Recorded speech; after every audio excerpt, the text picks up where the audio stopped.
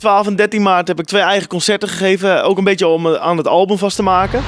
En dat was natuurlijk voor mij heel spannend. Normaal kom ik ergens en dan treed je erop en dan ga je weer. En dit is iets, daar ben je gewoon een half jaar lang mee bezig. Elke dag van wat gaan we doen. We hebben een live band gedaan. Er zijn opnames van gemaakt. En dan hoop je natuurlijk dat het vol raakt. En de eerste avond die was er echt binnen een paar uur uitverkocht. En er zat nog 1500 man binnen. Dus we hebben nog een tweede avond gedaan. Daar hebben we dan een dinnershow van gemaakt. En we hebben totaal 2000 mensen mogen ontvangen in 2 dagen tijd. En dat was voor mij een hele mooie ervaring om dat te doen. En vooral om te zien dat er zoveel mensen op afkomen. Wat was nou de leukste gast tijdens die avond? Ja, ze waren allemaal speciaal voor mij. Daarvoor heb ik ze ook uitgenodigd. Maar op de zaterdagavond was dat Lange Frans. Vond ik heel leuk dat hij erbij was.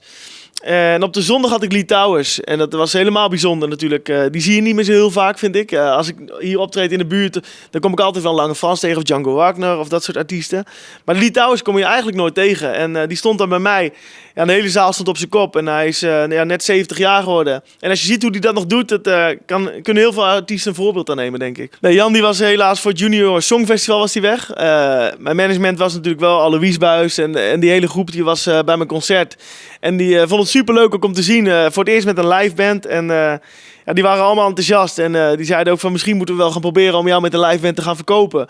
Omdat de mensen dat zo gaaf vonden. Het klinkt toch altijd wat anders. Dat staat alweer vast. We gaan het volgend jaar weer doen. En dan willen we 3 avonden gaan doen. En dan 3 avonden lang staand publiek. Dus er moet dan ongeveer 5000 mensen op afkomen. Dus ik moet hard mijn best gaan doen. Maar dat is wel de planning voor nu. Ja, ik heb 2 weken geleden in mijn boekskantoor gezeten. En alle zaterdagen zitten vol. Tot volgend jaar maart. Dus ja, beter nieuws voor mij kon er eigenlijk niet komen.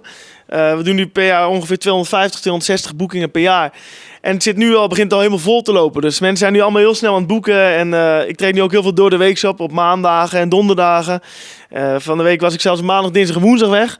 Dus ik mag niet klagen. Ja, ik heb wel met mezelf gesproken, we doen er nu 4 dan op een avond. En dat vind ik persoonlijk zat, want ik wil niet dat ik overal gelijk weg moet. Ik wil wel gewoon dat ik even met mensen op de foto kan gaan en met de eigenaar even gezellig kan zitten. Dus we houden gewoon 4 en dan heb ik voor iedereen tijd zat.